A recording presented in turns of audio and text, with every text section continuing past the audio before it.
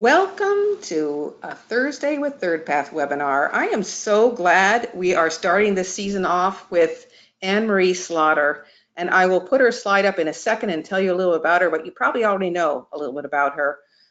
This year, you'll see we've got some pretty exciting things planned. The whole year is about making the impossible possible, and what a way to start by having Anne Marie Slaughter talk about those amazing 5 mandates for change she wrote about a number of years ago and the fantastic book she wrote. You'll see that there's actually a couple of things to keep in mind as we do these webinars. Housekeeping items. You're on as muted. If you want to speak up, you can. Just send us a chat. And then at the end of the webinar, you're going to see we're doing things differently this year. We're very excited to make the most of the live event that we do every month. So you'll see that we're going to have an expert on part of our webinar, every webinar, where they're going to help you think about how you can make the impossible more possible. So after we hear from Anne Marie Slaughter, Paul Gilbride's going to be helping us think a little bit about how we can help you take a next step towards change. He's part of the Integrated Life Advocate community that we run, and he's really smart on all these topics too. So we're excited to have you listening to Anne Marie, and we're excited to have you stick around to hear Paul and me talk about how we can apply these ideas into real life situations. Well, with no further ado, hey, Anne Marie, we are so glad you are here. You've written an amazing book. We're going to actually talk a little about your book later on in the webinar. We're also going to talk about those very original 5 mandates for change that you had included in a article that went so crazy viral. It was amazing. I remember it was in the summer when it went viral, and Andy and I were just kind of watching how many people were reading this amazing and wonderful article.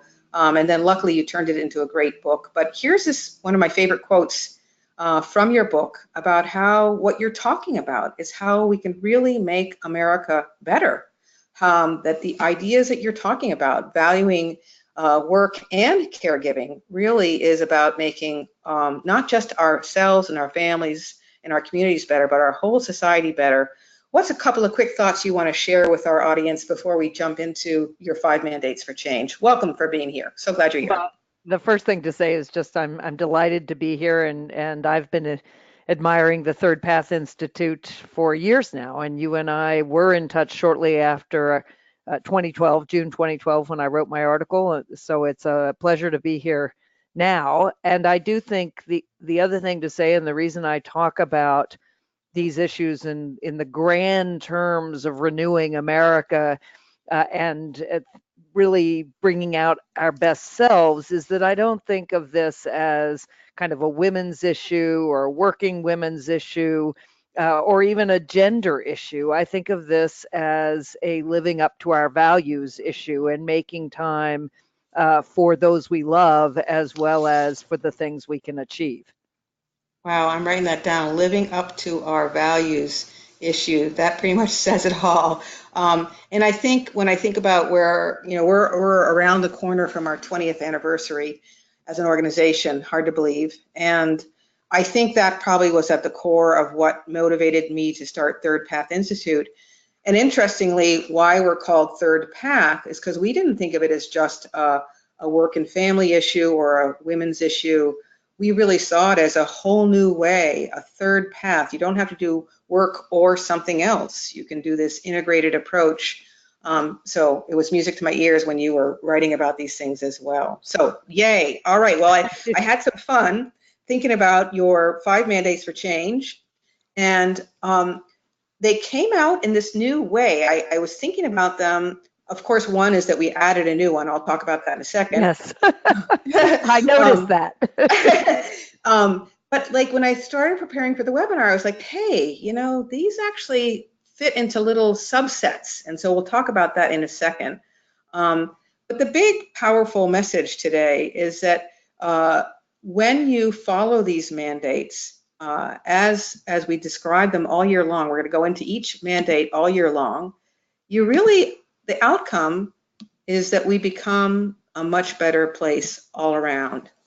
And so that's what we'll be exploring each month on our webinars. We're going to explore one of these mandates, why it's impossible, and why it's possible, because we're not naive. We know it's still hard. But we're going to be talking about why we can make these things happen, and when they happen, how much it really will improve lives for ourselves, our families, our communities, our nation. So I want to tell you a little bit about the win-win boundaries one, but there might be something you want to say before I talk a little bit about that win-win boundaries one, or maybe you have a comment about the win-win boundaries one. No, I just say with regard to Innovation Nation, yeah, I think many people think of innovation as something that you do with software or maybe biotech or tech generally. Innovating in the ways we work is just as important. Innovating in the ways we live. Yeah, Innovate just means you do something new. yeah, And yeah. there's plenty to do that is new, that is, close to hand. Yeah, yeah. Well, let's give the example that you're going to hear a little bit later in the call of Paul Gilbride talk about innovation. You're going to hear his story in a little bit and how he really turned things around and did some very different things as a dad. So innovation can happen at work, innovation can happen at home, and that's the funnest part about my job, is that when we get to think in new creative ways, it really helps us do both things, work and family, better. So let me tell you about win-win boundaries and see what you think about it. So what we learned was we were all excited about flexibility. So changing the culture of FaceTime, what a good thing. We don't want to sit in a cubicle 9 to 6 anymore. So we were like, woohoo, we can now work from home. We can now flex when we work. This is a good thing. Well, actually, almost 20 years ago, I was worried about something. And sure enough, it's what happened. It turned into people working all day and then flexing to work at night, Yeah. on the weekends, and even on vacations. So I hear you already saying, yeah. So that's what we had to learn. We had to learn this next thing, that along with flex, we had to learn about boundary setting where it was good for the employee and good for the organization. So that's where the win-win comes in. What do you think about that? So I completely agree. And I think it's often an important part of managing up. In other Yeah. words, when you have to manage your manager. So when I got an executive vice president, she's my number two, and she's really is indispensable to New America. And she comes on board, and of course, I preach being able to work flexibly. Family comes first at New America. We try to live these values.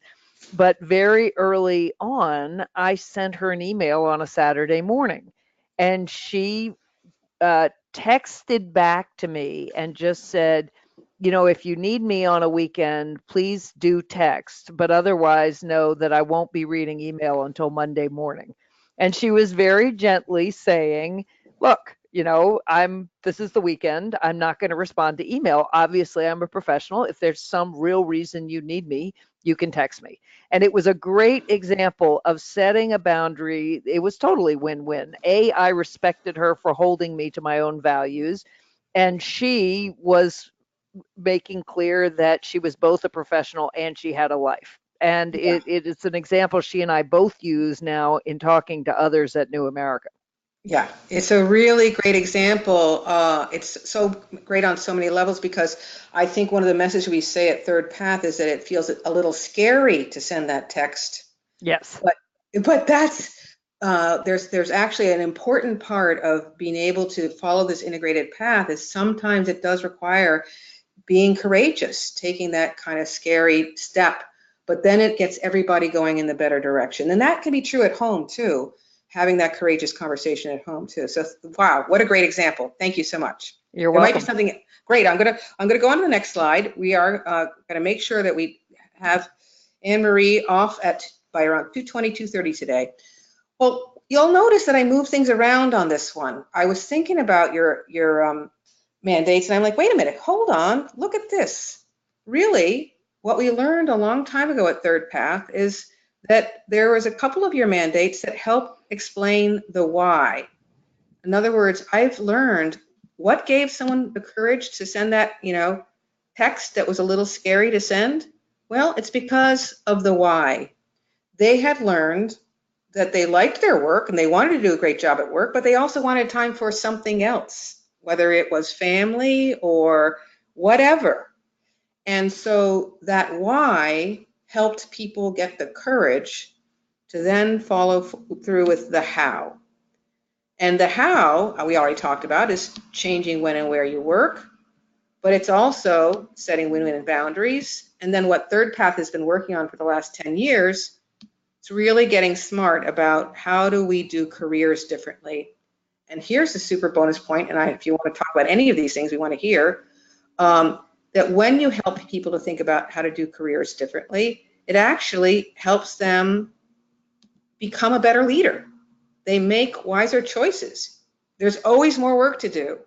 We can always have another important task, but it requires the leader to work in a smarter way and work with their team and their organization in a smarter way to kind of say, what can we really accomplish? What's most important? So I feel like all the way up and down in the organization, when we think about the why and we apply the how, we become smarter as an organization. And what we've worked at Third Path is we get smarter as a family around these issues too. What do you think about all that? Well, you're singing my song. I think that it does start with examining what you value and standing up for what you value. I realized, although I'm very committed to my work and I love my work and I want to have an impact in the world, I also believe that as a matter of responsibility, but also of love and of kind of living morally in the world, time with your family is truly important.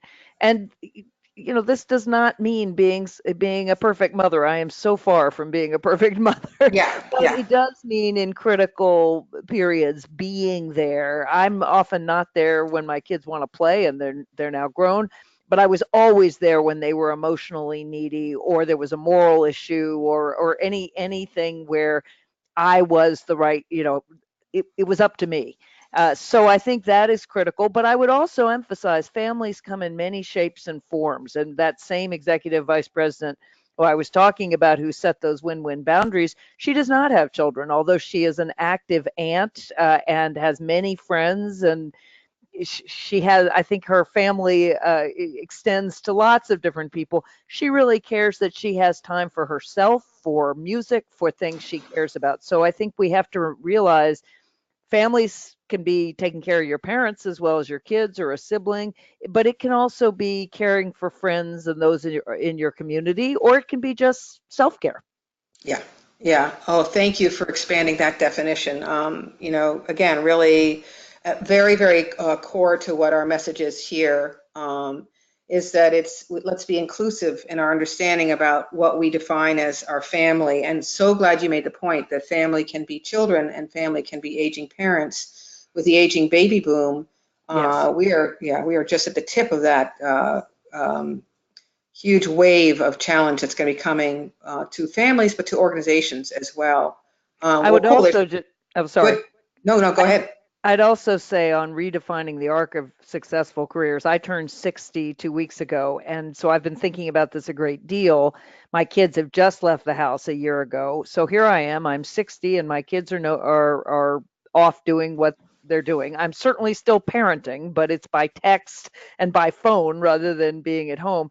But Yep. now thinking about, okay, what is it that I want to do for the next 10 to 15 years at least? And I think Yep. if we should say there's this early phase of your career where you have relatively few obligations, you can go all out. There's for many of us a period when we do have children, and then later when we need to care for our parents. And those are periods where we're going to put other things, if not first, at least side by side as equal with our work. And then there'll be another period, and it's up to each of us to define how long that is, where we can go hard again and learn new skills and climb new ladders. Yeah. Amen. Absolutely. And by the way, we can then recognize that at a certain point, we are still creative people, still thoughtful people, still able to contribute, but maybe we don't want to do it at the same level because we've gotten a little older, we have a little less energy, and there's ways to phase into retirement as opposed to the old school attitude where you suddenly dropped out completely too. So I think there's just Absolutely. so much more innovation ahead, right? Yes. Yes. And we've got long lives. So I always say, if you retire at 65, what are you going to do till you're 80? You're going to knit? Yeah, You're going to find ways to work, and you're so much more efficient, which is yeah. the good side of aging. Yeah, yeah. Well, thank you. And one of the reasons why I put the word family up there, we don't have to talk much about it, but you and your husband really worked as a team at home. And that's another big message that we've learned at Third Path. It doesn't, in a single parent household, there's all kinds of other ways who can be your team member. We've seen some really wonderful single parent households where it's two single moms or a single mom and a grandma or, all kinds of combinations. But having this kind of team at home approach means that it helps you do the setting win-win boundaries. It helps you flex in a different way. It helps you recalibrate and remember what's important. And the two of you can think together about how to redefine the arc of your careers. In fact, I want to put a plug in for Anne Marie's book at this point because she has some great advice in there about how to think about careers. Although that's not going to be the focus of today's call, she's got some really good points in there too. So cool. There might be one last thing you want to say about this. Otherwise, I'm going to go on to the next slide. I would go ahead, except to say that it is very important to have a family team. It is not always harmonious. My husband and I Yeah, disagree often vehemently about how to raise children, but it is very much a team of equals. yeah, yeah. Well, if there isn't disagreement, I'd be worried. And actually, again, back to that concept of a courageous conversation, going ahead and speaking up, even though it's scary. Those kinds of conversations need to happen at home. And certainly when Jeff and I, have had those conversations, it's helped us get smarter to create that teamwork going forward. So wonderful. All Exactly. right, great. All right, so there's many, many parts of your book that we could talk about. I know that couples can get stuck at home and it can really things can get derailed at home, nothing to do with the workplace.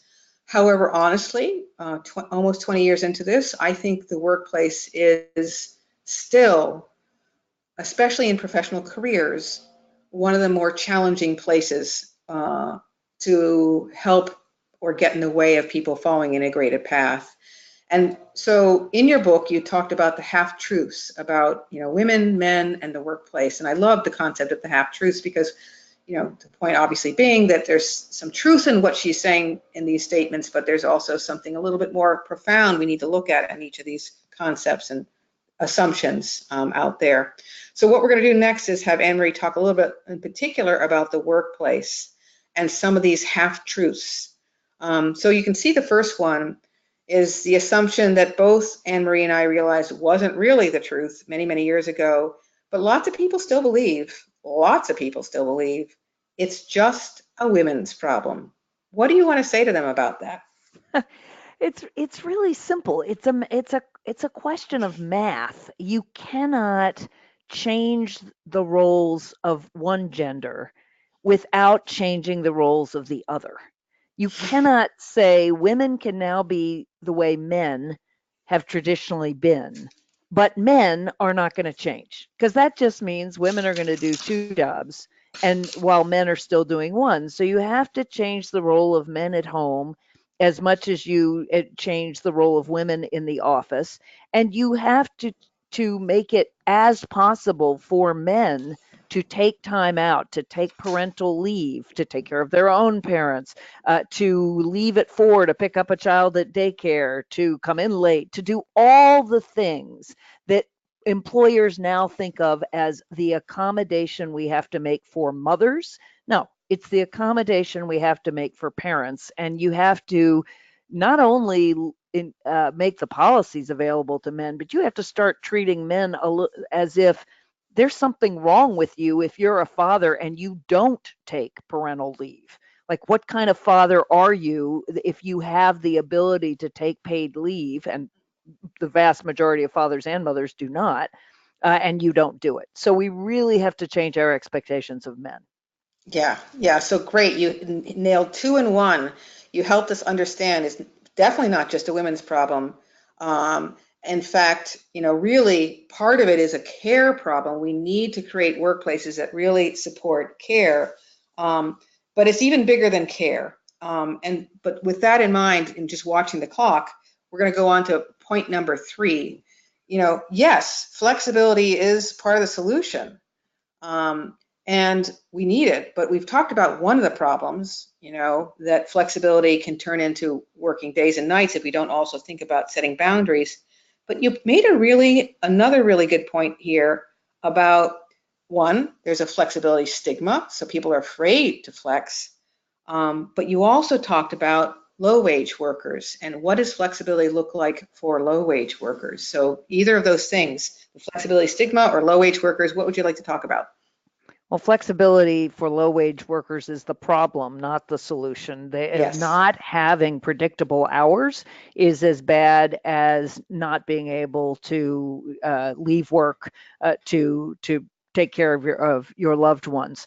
So, and it's a terrible thing. It really, because suddenly, your workplace says, please come in at you know 2 in the morning or 2 in the afternoon, and you have to run and get childcare. So we really do have to be careful about that. But for people who are higher wage workers, I would talk about 3 and 4 together. This whole culture of whoever works longest works best is just not true. We have study after study to show that after about 6 hours, most of us, particularly knowledge workers, just get tired. And I think that's true even if you're standing behind a cash register or you're at a computer. So this actually people who work intensively and then take time and then off, maybe you can go back to work. But we really need to change the culture of work to focus on results and output, not the number of hours you put in. Yeah, yeah, absolutely. In fact, what we thought would happen would be that we'd get great public policy and great organizational policy, and that would help change the culture around so that we could really all live more integrated lives. And in some countries, that's happened, and there's been some pretty impressive things that have happened in some more progressive countries. But sorry, guys, that's not happening anytime soon. So instead, I believe what your book does is point out something that I have deeply believed for a long, long time. Yes, we need good public policy. Yes, we need good organizational policy. But today, men and women can make the impossible possible by thinking about these mandates that she's talked about, by working together as a team at home and applying them. And then what we've seen now for the last 10 years is when you support professional men and women to go ahead and follow this integrated approach over the course of those child raising years, they turn into these really progressive managers. And so when we get to that later point in the call, where Paul and I are going to talk about some real life scenarios, we're going to give you some examples of how these progressive managers, even in not supportive workplaces, are able to make some change. So we're really kind of getting shorter on time, but there might be something you want to add to this idea about how much, I don't want to minimize how hard it is. Most organizations are not really supportive. We certainly don't have good public policy. But is there something else you want to add about the power we have as people to make some change around this? So I'd just say two things in the workplace. One, do not create a women's group, at least not on these issues. You might on other issues. Create a parents group, or even better, a caregiver group, because if you Yep. can find older people who are taking care of their parents, but make it gender neutral and assume that men are just as involved.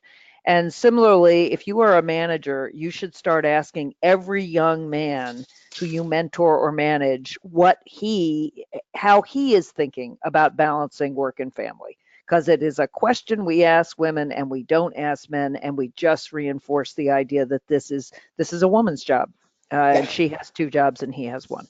Yeah, wonderful. Great hands-on ideas. And in fact, something we do at Third Path all the time is at our meetings, we start a meeting with a quick integrated new and good. Doesn't take very long. We get people to talk a little bit about something from their life outside of work and something from work that they're happy about. It sets a positive tone at the beginning of the meeting, and it makes it more transparent that we all have lives. So Hmm. anyways, lots of fun ways we can get this going. All right. So you had one amazing story. This might be the last thing we get you to talk about, but when I was reading your book, there was a special person that you had an insight about, your grandma. Tell me a little about what your aha moment was when you were working on this project and thinking about the important role she played in your life. From the time I wrote my article in June, July of 2012, then I started working on this book and published it in 2015. I really came to see the women in my own family differently. And my grandmother, it's my father's mother, I called her Ma, was just a brilliant woman. She remembered every poem, every story she had learned in grade school, and she never really went to college, but she went through, I guess, she went to a school till she was 19. But she could have been a brilliant English professor. And for so long, I thought her life was really blighted. You know, if she'd been born when I was born, she'd be an English professor. And then I came to see that she poured all of that talent and all of that knowledge into me as her granddaughter. And my own career as a professor is in many ways a reflection of her investment in me. I still think, all things considered, it would be best if all men and all women could pursue their range of talents as achievements, as investments in others. But I've come to see my grandmother and also my mother, but that grandmother in particular, not as having had a blighted life, but it has as being a nurturer of of of me and all the things that then I am able to do for others. Yeah, yeah. Oh, thank you. It was, I can't tell you how meaningful that story was when I read it in your book, because I feel like that's, again, where I started as an organization. I love work. I learned that from my father, but I also saw what my mom has done all these years as so important and so valuable. And I think that's where I came up with the idea of Third Path Institute, because I wanted both things in my life. I think we So all do. yeah, yeah, wonderful. Well, you might have one last word. I can't thank you enough for being here and launching this season off. And as you has heard, we're going to be exploring each of your different mandates for change every month. But you might have one last word or one last thought. Just to thank you and to say that in the end we do need a third path, and we need a third path for all of us, for women, for men, for everyone who loves others and also wants to achieve their individual potential. Wow. Thank you, Anne Marie. Good luck Thank with your you. next activity. So glad you were here. Thank you. Bye All bye. right. Wonderful. Hey, those who are listening in, you're getting a sense of how we're doing Thursday webinars differently this year. We are going to start with someone as amazing as Anne Marie Slaughter, getting you guys thinking big about what's possible, even though sometimes it feels impossible. And if that's not good enough, then we're going to have an expert join us. This case, it's Paul Gilbride, one of Third Path's integrated life advocates. Those are our career counselors and couples counselors who are out there helping us make change. And we're going to have people like Paul join us so we can talk about some real case stories of how these ideas are taking place today. Telling you first why it feels impossible, what you heard us talking about today, and then why it's possible. If that's not enough, after Paul Gilbride and I talk about some case studies, anybody who has questions, we have a much better technology this year, and you can tell us your questions. Just text them to us in the chat box. And at the very end of our call, you can actually have Paul and me and our experts all year long help you think about next steps towards change. That part of the call won't be recorded. It's only available for those listening in live. So, great. We're on to our next part of the call. All right.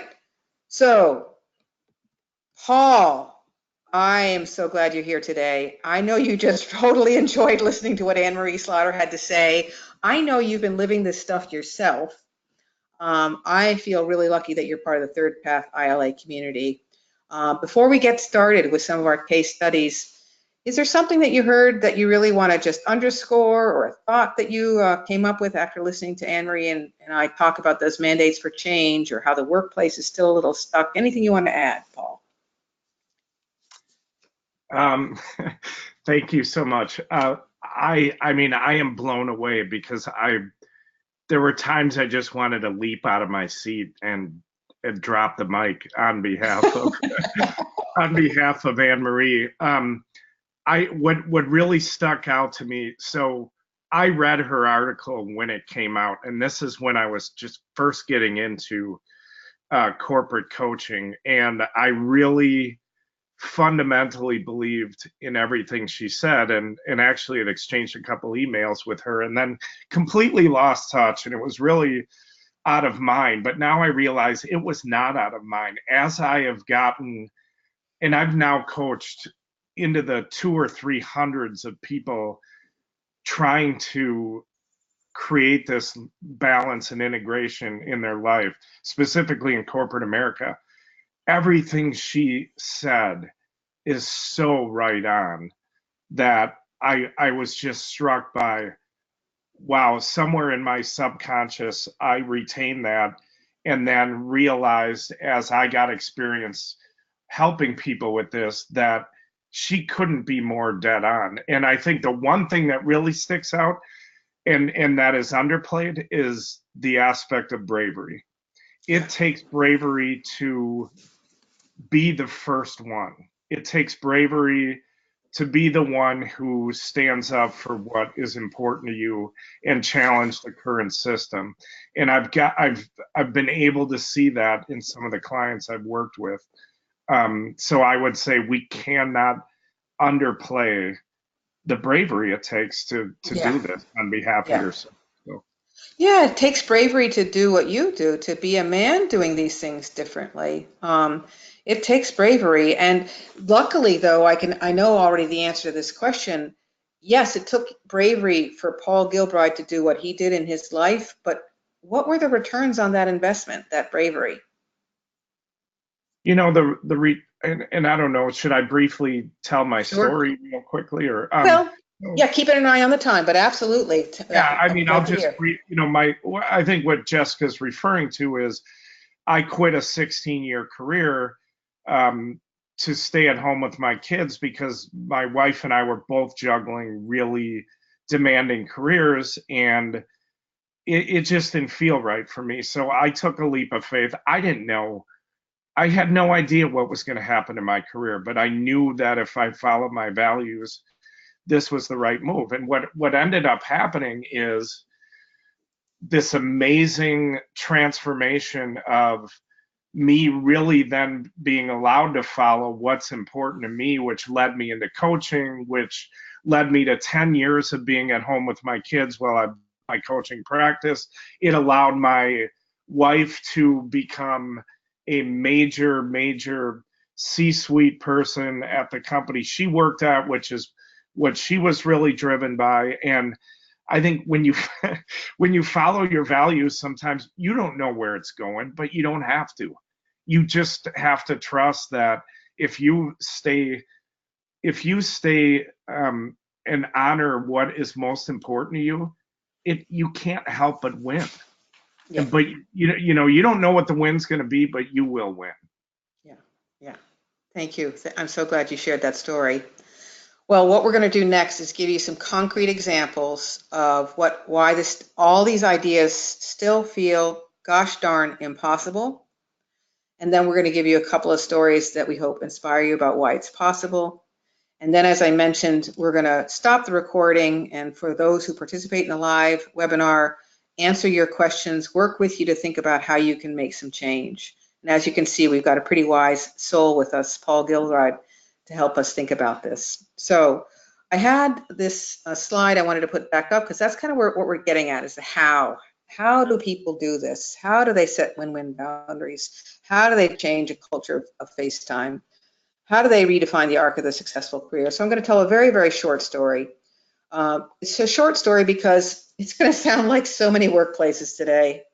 And then I'm going to ask Paul for his story where he's seen it be really difficult, really hard, because we're not naive. We understand what we're talking about is hard. It's still hard.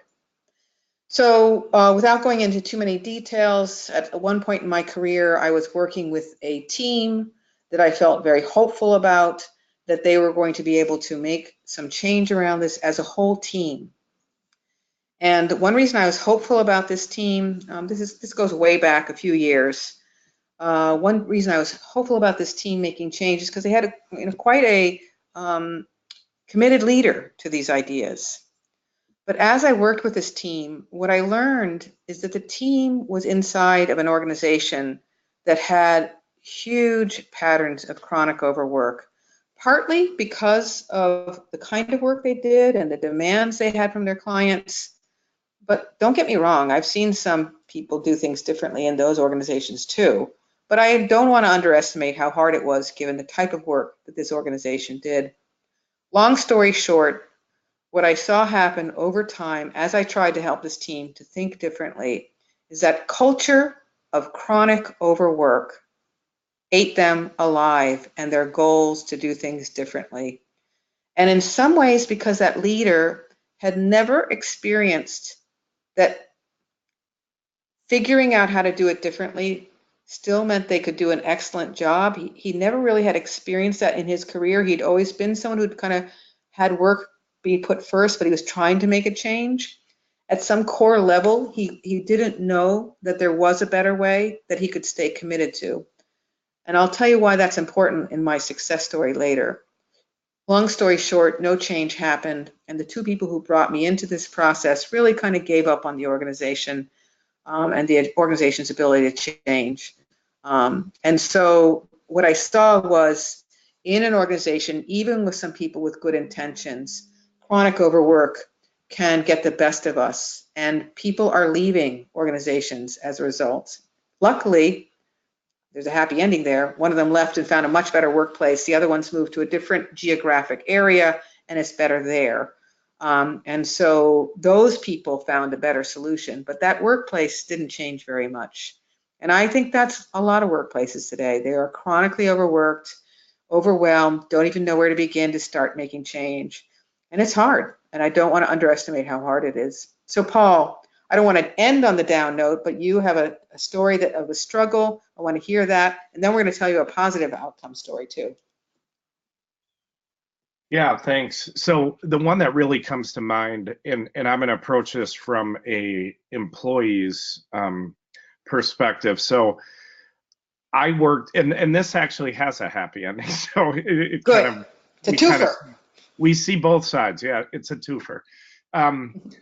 So this guy worked for a huge multimedia company based out of New York. He had a 2-hour commute. He was new to the organization, maybe 6 months in when I started working with him. And he had a 2-hour commute both ways. So 4 hours a day he was spending. And as I started to talk to him, it became clear that he had the option to work from home. And so what we did was we did some value work, and we also did some work on what his belief system was. And what I think is important about this story is it kind of gets to what Anne Marie and what your slide was showing about belief systems, like the one who works the most works the best. Yeah. His belief system was, I'm a man, I am in a very demanding male-dominated office. If I don't have FaceTime there, no one's going to respect me. I'm never going to get opportunity, whatever. So he operated out of that belief system. So the long and the short of it is we did the values work, which again, I think Anne Marie's right on. It has to absolutely start there. And in that process, he realized, wait a minute, there's such a disconnection between how I am intentionally operating and what my values are. And when we started to align that, here's what happened. He realized it's not so much the quantity I'm in the office, it's the quality.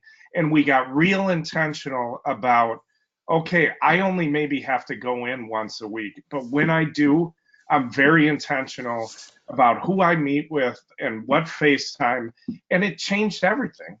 I mean, not only did his performance and everything get better, he was just happier. He got way more done. And, it was just a perfect example of how sometimes we can't see the spinach in our own teeth. And we're just, we're just operating out of what we think we believe without any intention or any purpose behind it. And so this was a story that was terrible when we started, but it ended really, really well. Well, folks who are listening in, so what you hear there too is I'm not surprised work-life coaches and career counselors and couples counselors are an important part of a team and change. This is hard stuff to make change, but what you hear in Paul's story is that he did some hand-holding. He helped somebody think differently. He helped them take some steps. And, there's a whole bunch of ways to do that. And I'm so proud to have Paul be part of the ILA community, because that's what we're trying to do, is kind of grow this group of people out there who really get it, that work and family can be done differently, and then to support you to make some change. So wonderful. That was a perfect story. Oh my goodness. I'm going to tell one really quick story. Then we're going to have Paul tell one more quick story. And then those who are here today, you start thinking about those questions you want to ask. We're here to answer your questions. We want to help all year long make the impossible feel more possible. So why did I tell you about that leader and how his own kind of lack of knowledge that you could do things differently kind of helped him give up on the process?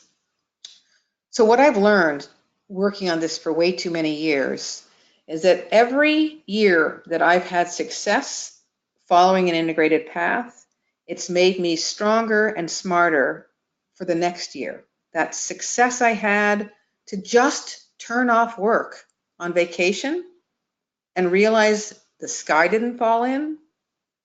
In fact, I felt better when I came back because I actually set a good boundary and really enjoyed my vacation, and I came back refreshed. Every time I did that, I found that win-win boundary. It made me realize, like what Paul's story shows, hey, I'm not asking to work poorly when I set a win-win boundary. I'm just working differently, and I'm probably working better. And I'm going to take that vacation, and I'm going to turn off work, and I'm going to come back refreshed. And when I do that, I have more courage to try the next thing. And so what I've learned for many, many years working with these really progressive leaders is that those incremental wins that they had of setting smart boundaries, working in a different way, help them get smarter and smarter. And so when that leader that I'm going to tell you about in this other team came into a chronic overwork situation, she had this long history of working in a smarter way, of working in a flexible way, of setting win-win boundaries. The very first thing she did was start talking to the person above her and saying, well, what's really important here? How can we think about this? Let's start prioritizing. So she managed up, and she also worked with her team to help them get smarter about what was important and what they could prioritize.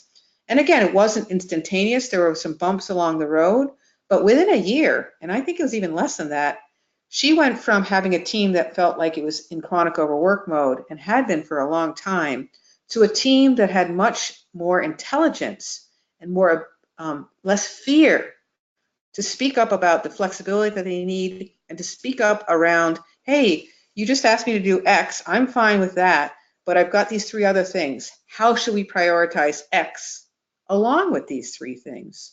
So the team was working better together to set boundaries in a smarter, more effective way, not just for the persons, but for the whole organization.